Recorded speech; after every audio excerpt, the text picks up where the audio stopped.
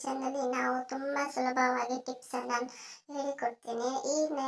ನಾವು ತರ್ತೀವಿ, ಸಿಂಡಿ ತರುವಾಗ ನಮಗೆ ಅದು ಸಿಪ್ಪೆ ತೆಗೆಯೋಕ್ಕೆ ತುಂಬ ಕಷ್ಟ ಆಗುತ್ತೆ. ಈ ಫೋಗನ್ನು ಹಾಕಿ ಈ ಥರ ಮಾಡಿದರೆ ತುಂಬ ಸುಲಭವಾಗಿ ತೆಗಿಬೋದು. ಎಷ್ಟು ಸುಲಭವಾಗಿ ಅಂದರೆ ಎಷ್ಟು ಸುಲಭವಾಗಿ ನೋಡಿ. ಮತ್ತು ಕುಕ್ಕರ್ನಲ್ಲಿ ಸೀಟಿ ಒಂದೊಂದ್ಸಲ ಹೊರಗಿಂದ ಸೀಟಿ ಹೋಗ್ತದೆ, ಬೇಜಾರು ಬರ್ತದೆ ಸೀಟಿ. ಕೆಲವೊಂದು ಸತಿ ನಮ್ಮ ಕುಕ್ಕರ್ ಸೀಟಿ ಒಳಗಿಂದ ಹೊರಗಿಂದ ಈ ಥರ ಹೊಗೆ ಹೋಗ್ತದೆ, ಸೀಟಿ ಬರೋದೇ ಇಲ್ಲ. ಅದಕ್ಕಾಗಿ ನಾವು ಕುಕ್ಕರಿನ ವೈಸರ್ ಇರ್ತದಲ್ಲ, ಅದು ತಣ್ಣ ನೀರಿಗೆ ಹಾಕಿ ಕುಕ್ಕರಲ್ಲಿ ಇಟ್ಟು ಮತ್ತೆ ಸೀಟಿ ಹೊಡೆದ್ರೆ ಸೀಟಿ ಚೆನ್ನಾಗಿ ಬರುತ್ತದೆ. ನಾವು ಸಂತ್ರೆ ಹಣ್ಣನ್ನು ಈ ಥರ ಚಮಚದಿಂದ ಮದೆಯಿಂದ ಕಟ್ ಮಾಡಿ ಹೊರಗೆ ತೆಗೆದ್ರೆ ಸುಲಭವಾಗಿ ತೆಗಿಬೋದು ಈಸಿಯಾಗಿ. ನಾವು ಒಂದೊಂದ್ಸಲ ನಾವು ಚಪಾತಿ ಹಿಟ್ಟನ್ನು ಕಲಿಸ್ತೀವಿ, ಆದರೆ ಆ ಚಪಾತಿ ಹಿಟ್ಟು ಕಲಿಸಿದ ಚಪಾತಿಯನ್ನು ಮಾಡೋಕೆ ಹೋದರೆ ಗಟ್ಟಿ ಗಟ್ಟಿ ಆಗ್ತದೆ. ಅದಕ್ಕಾಗಿ ನಾವು ಚಪಾತಿ ಕಲಿಸಬೇಕಾದ್ರೆ ಉಪ್ಪು ಗಿಪ್ಪು ಎಲ್ಲ ಹಾಕಿ ಕಲಸೋ ಹೊತ್ತಿಗೆ ಸ್ವಲ್ಪ ಹಾಲಿನ ಕೊನೆ ಇದ್ದರೆ ಹಾಕಿ ಕಲಸಿದ್ರೆ ಅದು ತುಂಬ ಅಂದರೆ ತುಂಬ ಮೃದುವಾಗಿ ಚಪಾತಿಯನ್ನು ತುಂಬ ಮೃದುವಾಗಿ ಬರ್ತದೆ. ಈ ಥರ ಕಲಸಿ ಇಟ್ಟು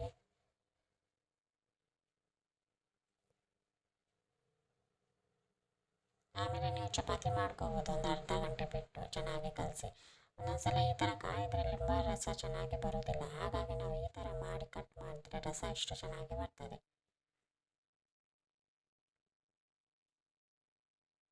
ನಿಮಗೆ ಕಟ್ ಮಾಡಿ ತೋರಿಸ್ತೇನೆ. ಲಿಂಬೆಕಾಯಿಗೆ ರಸ ಚೆನ್ನಾಗಿ ಬರೋದಿಲ್ಲ, ಹಾಗಾಗಿ ಈ ಥರ ಮಾಡಿ ರಸ ತೆಗೆದ್ರೆ ಎಷ್ಟು ರಸ ಬರ್ತದೆ ಕಾಯಿಯಿಂದ. ಮತ್ತು ನಮ್ಮ ಚಾಪಿಂಗ್ ಬೋರ್ಡು ತುಂಬ ಅಂದರೆ ತುಂಬ ಗಲೀಜಾಗಿರ್ತದೆ. ಅದಕ್ಕೆ ಬೇಕಿಂಗ್ ಸೋಡಾವನ್ನು ಹಾಕಿ ಈ ಥರ ಲಿಂಬೆ ರಸವನ್ನು ಸ್ವಲ್ಪ ಹಾಕಿ 4 ಕಡೆ ತಿಕ್ಕಿ ಚೆನ್ನಾಗಿ ತೊಳೆದ ಅದರ ದಾಗ ಎಲ್ಲ ಹೋಗ್ತದೆ ಮತ್ತು ತುಂಬ ಚೆನ್ನಾಗಿ ಕ್ಲೀನ್ ಆಗ್ತದೆ.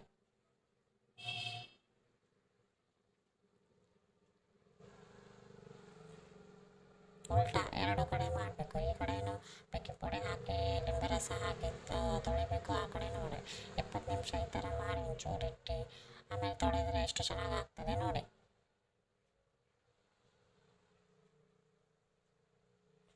ಇನ್ನೊಂದ್ಸಲ ಹಾಕಿ ಲಿಂಬೆಯನ್ನು ಹಾಕಿ ತಿಕ್ಕಿ ಇದೆಷ್ಟು ಚೆನ್ನಾಗಿ ಆಗ್ತದೆ ನೋಡಿ. ಆಮೇಲೆ ನೀವು ಪಾತ್ರೆ ತಿಕ್ಕಿದ ತೊಳೆಯಿರಿ, ನಾವು ಪಾತ್ರೆ ತಿಕ್ತೀವಲ್ಲ ಅದರಿಂದ ತೊಳೆಯಿರಿ.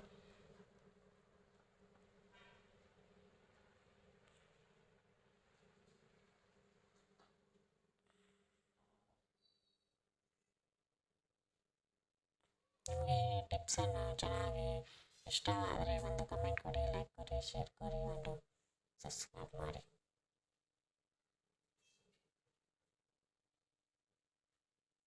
ನೋಡಿ ಎಷ್ಟು ಕ್ಲೀನ್ ಆಗಿದೆ ಅಲ್ಲ, ಹೊಸದೇ ತಂದಂಗೆ ಆಗಿದೆ. ಮತ್ತು ನಾವು ಮೆಣಸಿನ ಪುಡಿ ಇರಲಿ, ಖಾರದ ಪುಡಿ ಇರಲಿ, ಮಸಾಲೆ ಪುಡಿ ಇರಲಿ, ಎಷ್ಟೇ ದಿವಸ ಇದ್ದರೂ ಅದಕ್ಕೆ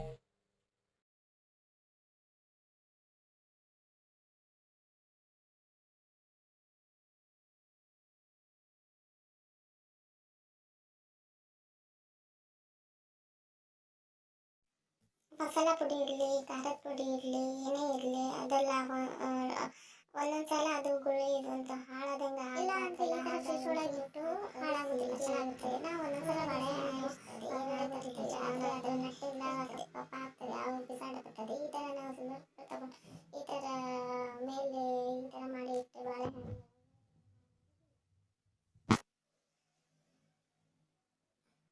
ಮತ್ತು ಅಕ್ಕಿ ಇರಲಿ, ಹಿಟ್ಟಲ್ಲಿ ಅದರೊಳಗೆ ನಾವು ನೀರು ಪತ್ತೆ ಹಾಕಿದರೆ ಅದರಲ್ಲಿ ಕ್ರಿಮಿಕೀಟ ಏನಾದರೂ ಆಗೋದಿಲ್ಲ.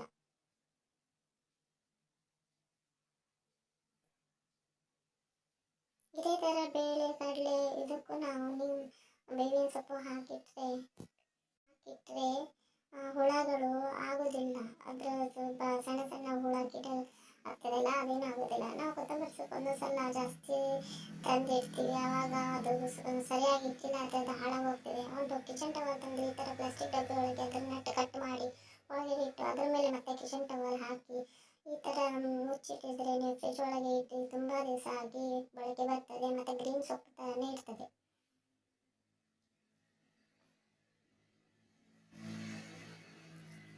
ಮತ್ತು ನಾವು ಈರುಳ್ಳಿ ಎಲ್ಲ ಕಟ್ ಮಾಡ್ತೀವಿ ಆವಾಗ ಕೈಯೊಳಗೆ ವಾಸನೆ ವಾಸನೆ ಆಗ್ತದೆ. ಆವಾಗ ನಾವು ಒಂಚೂರು ಬೇಕಿಂಗ್ ಸೋಡಾ ಹಾಕಿ ಕೈ ತಿಕ್ಕಿದ್ರೆ ಅದರ ವಾಸನೆ ಎಲ್ಲ ಹೋಗ್ಬಿಡ್ತದೆ.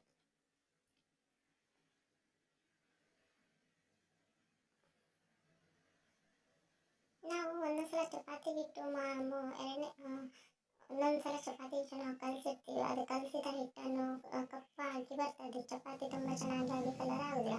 ಹಾಗಾಗಿ ನಾವು ಈ ಥರ ಕಲಸಿ ಅದ್ರ ಮೇಲೆ ಎಣ್ಣೆ ಹಾಕಿ ಒಂದು 15 ನಿಮಿಷ ಇಟ್ಟು ಒಂದು ಡಬ್ಬಿಯಲ್ಲಿ ಹಾಕಿಟ್ಟಿದ್ರೆ ಫ್ರಿಜ್ ಒಳಗೆ ಈ ಕಪ್ಪು ಆಗೋದಿಲ್ಲ, ಚೆನ್ನಾಗಿ ಆಗ್ತದೆ.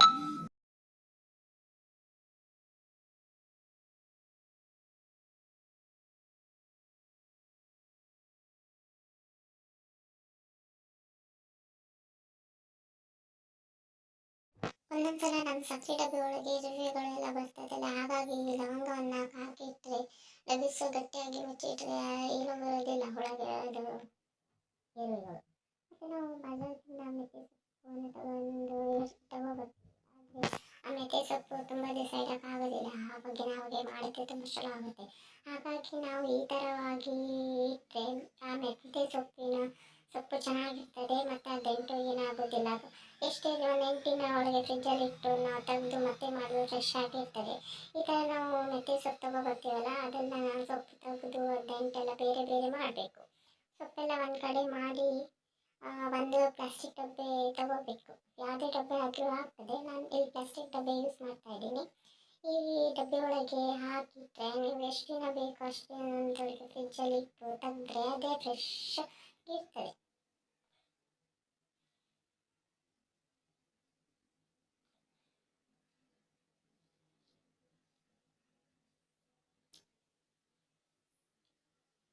ನೋಡಿ ನಿಮಗೆ ತೋರಿಸ್ತೀನಿ ಎಷ್ಟು ಫ್ರೆಶ್ ಆಗಿದೆ ಇದೆ ಅಂತ. ಸೊಪ್ಪು ನಾವು ಹೇಗೆ ತೆಗೆದಿಟ್ಟಿದ್ದೀವಿ ಆ ಥರನೇ ಇದೆ ಅಲ್ಲ.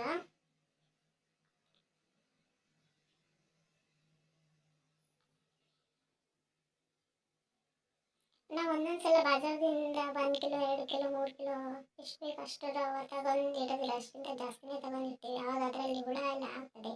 ಹಾಗಂತ ನಾವು ಒಂದು ಪ್ಯಾನ್ ಇಟ್ಟು ಇದಕ್ಕೆ ಒಂಚೂರು ಬಿಸಿ ಮಾಡಬೇಕು, ಭಾಳ ಬಿಸಿ ಮಾಡಬಾರ್ದು. ಒಂಚೂರು ಬಿಸಿ ಮಾಡಿ ಅದು ತಣ್ಣಗಾದ್ಮೇಲೆ ಒಂದು ಡಬ್ಬಿಯಲ್ಲಿ ಹಾಕಿಟ್ರೆ ಅದರಲ್ಲಿ ಹುಳ ಗಿಳ ಏನು ಆಗೋದಿಲ್ಲ, ಚೆನ್ನಾಗಿರ್ತದೆ. ತುಂಬ ಇದು ಮಾಡಿಬಿಟ್ರಿ, ಚೂರು ಬಿಸಿ ಮಾಡಿ ತಣ್ಣಗೆ ಮಾಡಿ ಆಮೇಲೆ ಡಬ್ಬಿ ಒಳಗೆ ಹಾಕಿ.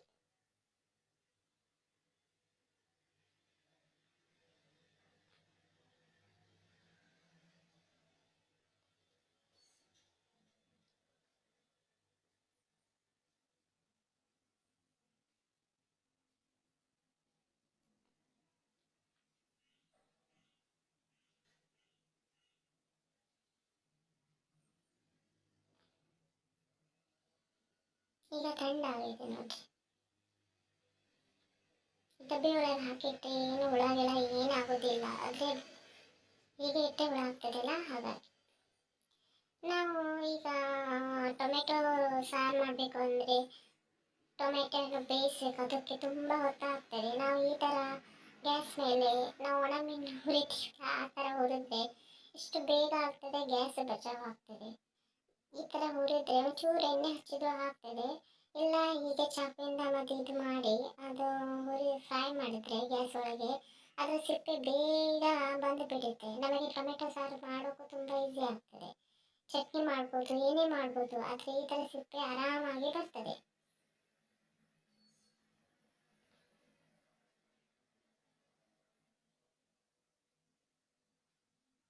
ಹೇಗೆ ಅನಿಸುತ್ತೆ ನಿಮಗೆ ಈ ಟೊಮೆಟೊ ಟಿಪ್ಸ್? ನಿಮಗೆ ಈ ಥರ ಯೂಸ್ಫುಲ್ ಕಿಚನ್ ಟಿಪ್ಸ್ ಇಷ್ಟವಾದಲ್ಲಿ ಲೈಕ್ ಕೊಡಿ, ಶೇರ್ ಮಾಡಿ ಮತ್ತು ಸಬ್ಸ್ಕ್ರೈಬ್ ಮಾಡಿ. Thank you.